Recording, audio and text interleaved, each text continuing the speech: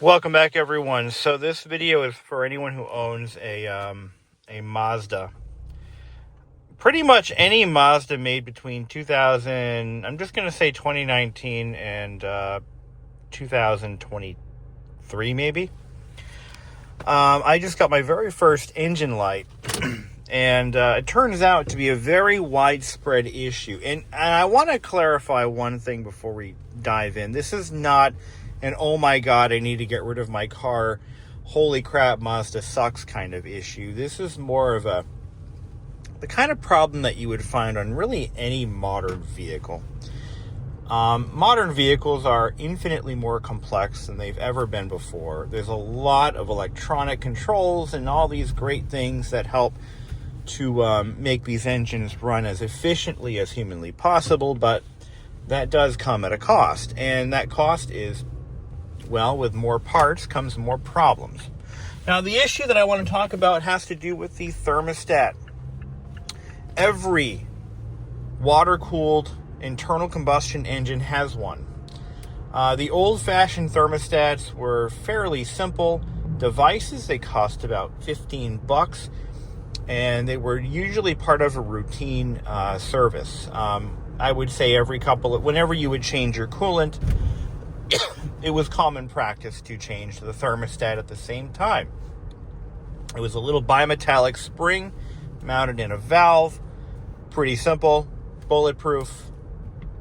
And as long as you change them about every couple of years, you would never have a problem. Well, modern engines are a little more sensitive. The engineers want these engines to run in very narrow temperature ranges, and they want to have more control over the coolant temperature. And by the next logical step is to replace that valve or that thermostat with an electronically controlled one. Now, the thermostat's job is to, when the engine is cold, it's designed to remain in a closed position. And what that does is it forces the coolant to recirculate, and it kind of short circuits the cooling system so that it heats up faster and gets the engine temperature up to operating temperature. And then once it's up there, it opens up and it allows the coolant to flow through the radiator. So it prioritizes the heat in the cabin of the vehicle and in and around the cylinder head. And again, once it reaches operating temperature, it kind of opens and closes on a routine basis throughout the vehicle's run cycle. So it opens and closes constantly, depending on the operating conditions. That's what a thermostat does. It's not like the thermostat on your wall in your house. Now, electronically controlled thermostats are, they work similar to the old-fashioned ones, but rather than a bimetallic coil that opens and closes the valve, it uses an electric motor. And there's a motor that drives a set of gears. It opens and closes based on what the ECU wants. So rather than it being just based on the actual temperature of the coolant, the ECU says, you know what, I want you to run closed now. Okay, open up.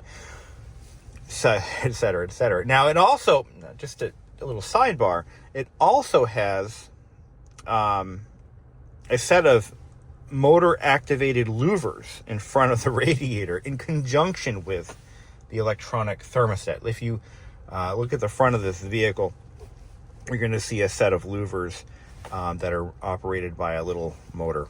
All very complicated, but the end result is you get an engine that performs optimally 100% of the time, or 99% of the time, and warms up very quickly. So what happens here is, or what happened to me is I got an engine light, and it kind of coincided with a reduction in cabin heat. The engine didn't seem to be getting all that hot all that quickly. It was running a little cold, and we just happened to have a a cold morning, and I had to go turn the heat on. And normally I would expect full blast heat at that point. And sure enough, it was kind of weak. Now, I had just had the cooling system flushed just about a week or two prior to this happening.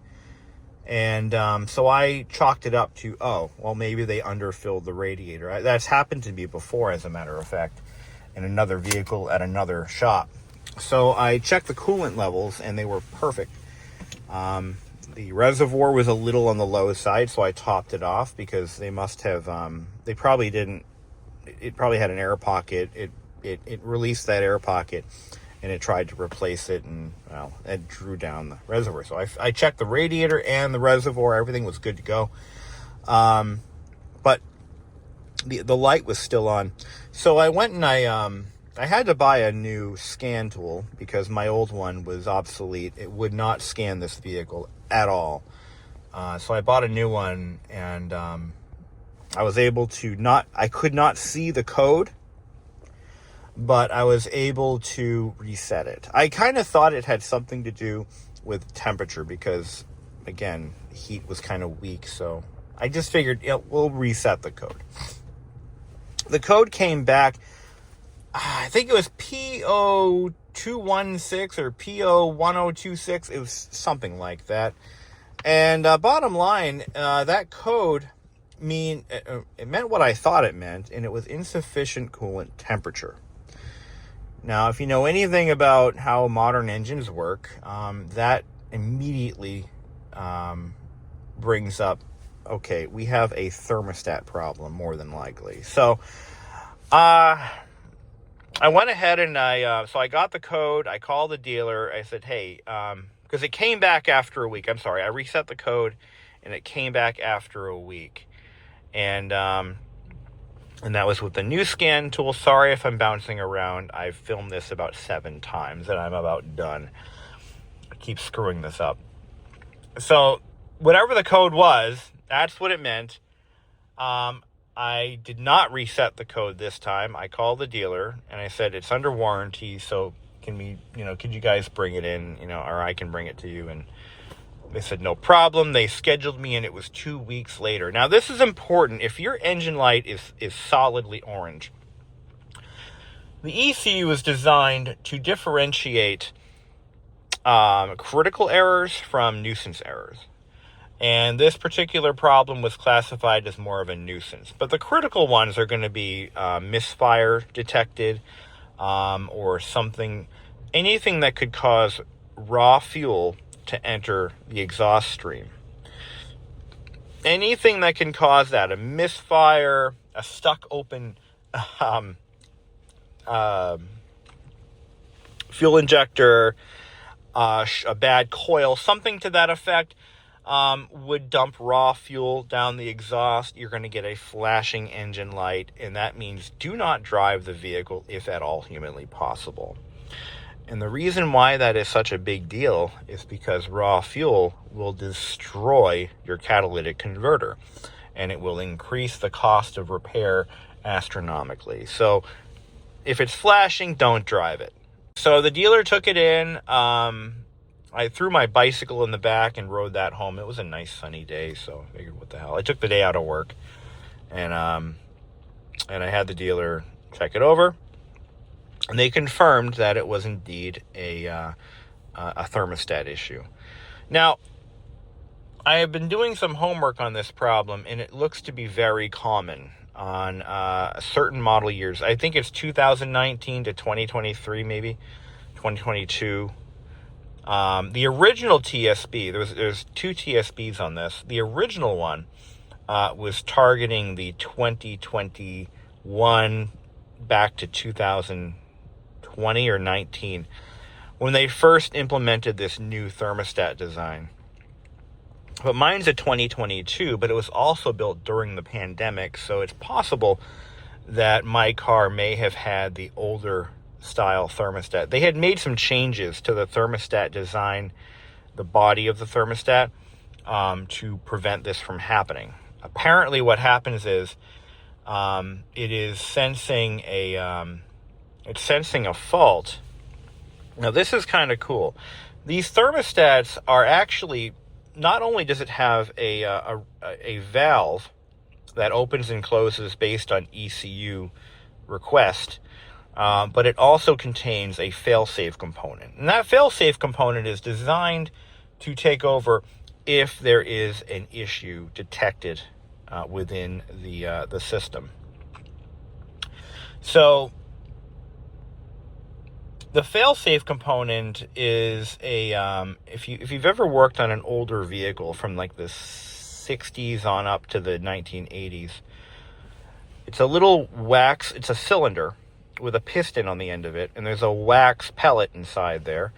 And when it heats up, that wax pellet expands and it forces the piston rod out, which in this case, it manually opens up the thermostat valve. So by doing that, that's kind of like its last line of defense. The first line of defense is the digital controlled valve. Now, if it detects a problem, it forces that valve open, the electronically controlled portion. But if for any reason that doesn't open, you've got that fail-safe device that forces it open by force. So either way, your engine won't overheat. That's the bottom line. It doesn't want it to overheat because that could cause serious damage.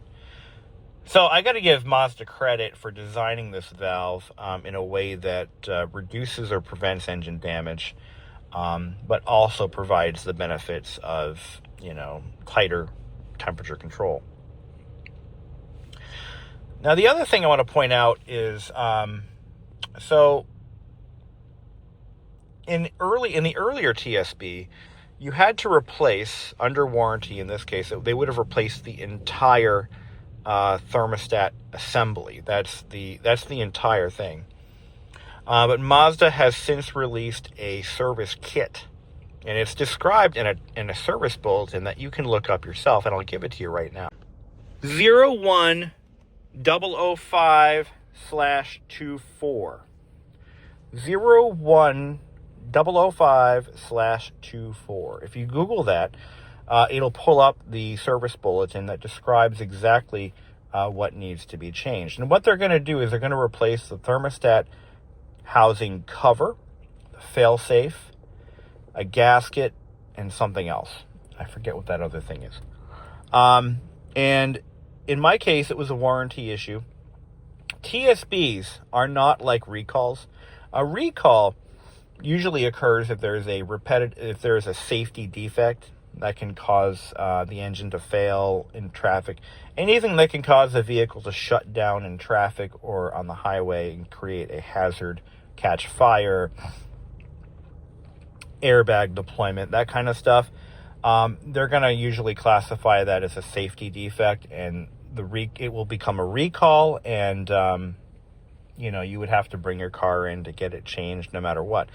This particular problem is not a recall. It is a TSB, or a technical service bulletin, and all that does is it provides the shop or the mechanic the information needed to address a common issue with a particular vehicle. And that is exactly what this is. So I had mine fixed under warranty. They replaced whatever necessary parts had to be replaced. The engine light is out. I have great heat again. I'm happy. These things happen. I'm not going to worry about it. I'm not going to get mad at Mazda because they built a defective product. Let's be honest. Every single vehicle on the road today has at least one TSB. Generally speaking, the more TSBs a vehicle has, the worse it is. The more problems that you're going to find. But TSBs generally aren't publicly available unless the manufacturer decides to make it available or somebody uploads it to a forum. Normally, they're available through a subscription to ALLDATA. But fortunately, I was able to find that particular TSB and actually look up for myself what was done and why it happened. And the why it happens is apparently the thermostat cover may have been improperly designed, and it allows for false triggering of a malfunction. So in all reality, there may not have ever even been a problem with the thermostat, but it thought there was. And by doing that, it opens the valve.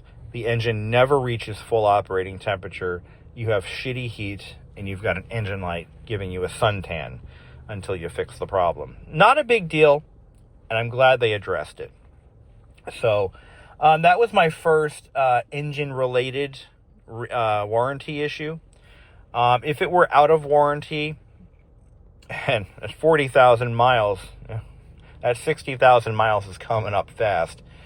If it were out of warranty, it would have been a fairly costly repair, I'll be honest.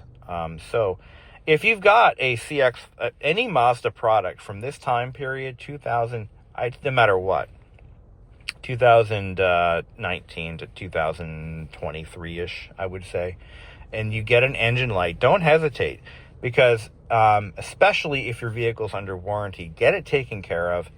And apparently the modified component won't have this problem. So just keep that in mind.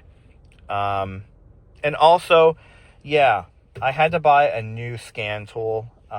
My scan tool would not pull any information from this ECU at all. I had one from Harbor Freight. It was a cheapie from like 3 years ago. I bought one from O'Reilly's. I bought the most expensive one they sell in the store, which was $350. But at least I have one. Should something like this pop up in the future, I can at least identify what the problem is and know what I'm expecting or what I'm in for.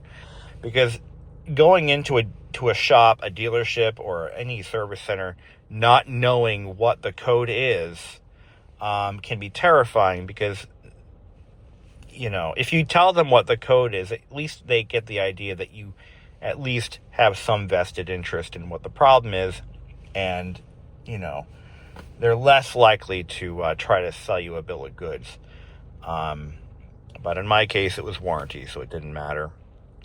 Still love the car at 40,000 miles. I can no longer say I've had no issues, though. But every car I've ever bought brand new, every single car I have ever bought new has had at least one warranty repair. This one's had two. The other one was the headlight leveling motor, because it has LED headlights. That leveling motor, one of them had failed. I haven't had a problem since. That was early on, too. That was, I think it was like a hard car, like a couple thousand miles on it when that happened. So they replaced the entire headlight assembly. But bottom line, I mean, even my 2007 Versa, I had an AC compressor issue. So they had to replace the AC compressor under warranty, and it had the same problem after that, where it sounded like a knocking diesel engine. The other one I had was my 2010 Hyundai Elantra.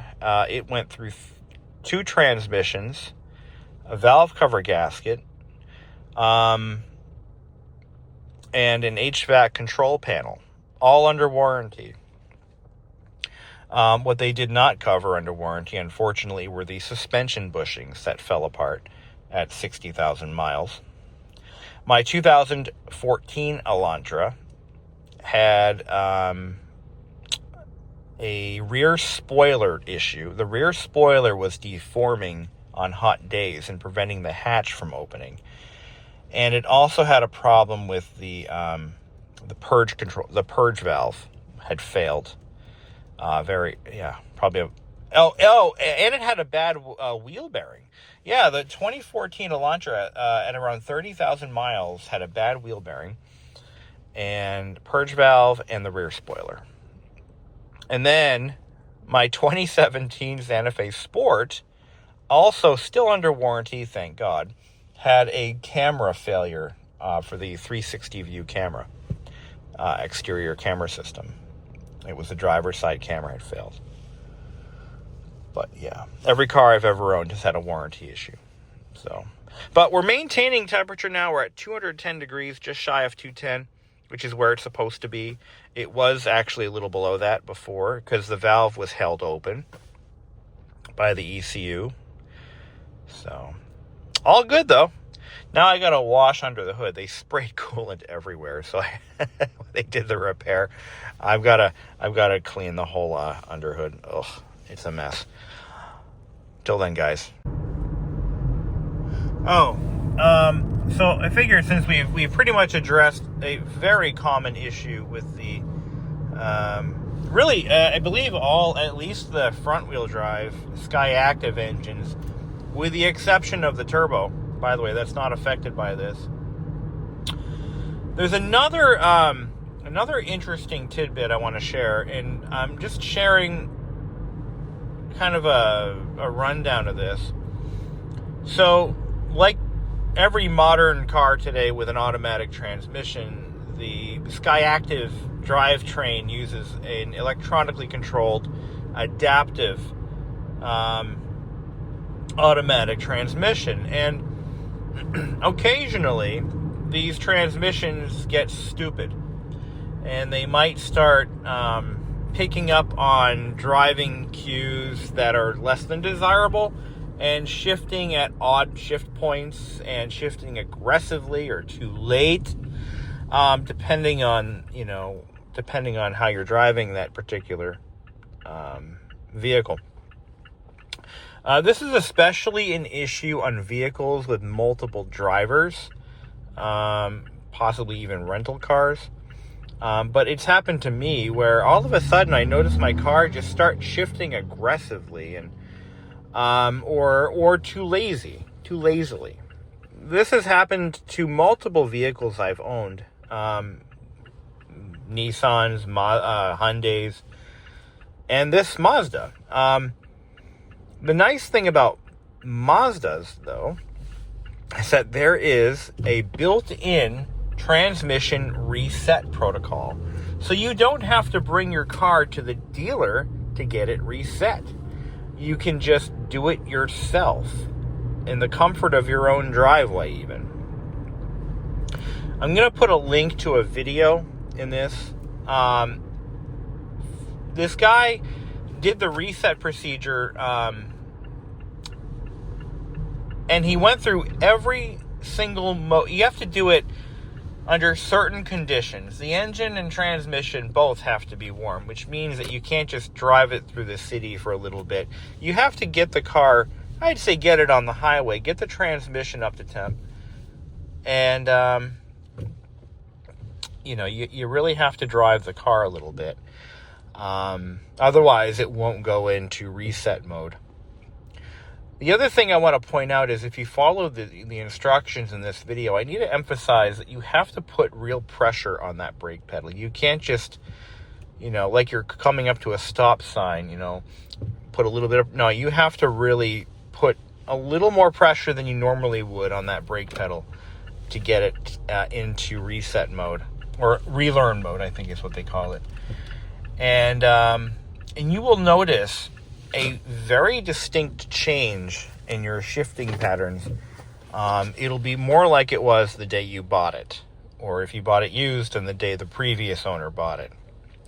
I would say that this should become part of a routine, just a routine process whenever you buy a used car, especially a used car. But anytime that you maybe change the oil, maybe go ahead and run this reset or relearn process. Costs nothing to do. It doesn't damage anything, and it really just resets the parameters, and it forces the TCM, the transmission control module, to relearn the clutch engagement parameters. It's a good thing to do. I have done it twice on my car so far, and each time it drives better than before. And it's done, again, you got to watch the video and follow exactly what he's doing to the T, to the letter T. Like if he, in fact, I've actually had to do it multiple times in watching him and doing exactly what he's doing while I'm doing it. And if you're successful, what'll happen is the engine speed will increase to about 1,500 RPM. which is why it requires certain amounts of brake pressure to get it into relearn mode. Other automakers, you have to bring it to the dealer, or you have to use a compatible, not a scan tool, but you need a more deep level diagnostic machine to force it into relearn mode. Like I said, with my Hyundais, like when they got stupid, and they all did at least once or twice, I would have to bring it in and have it reset. A lot of people don't even notice this kind of an issue. They just accept it for what it is. I'm more picky. I want my shifting to be crisp and on time. So when my vehicle gets stupid and lazy or too aggressive, it bothers me.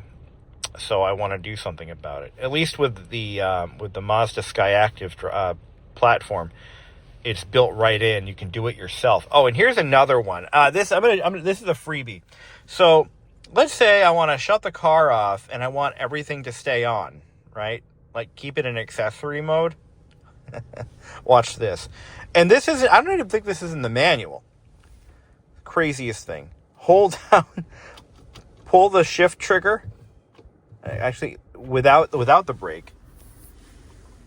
And then press the engine off. Everything stays on.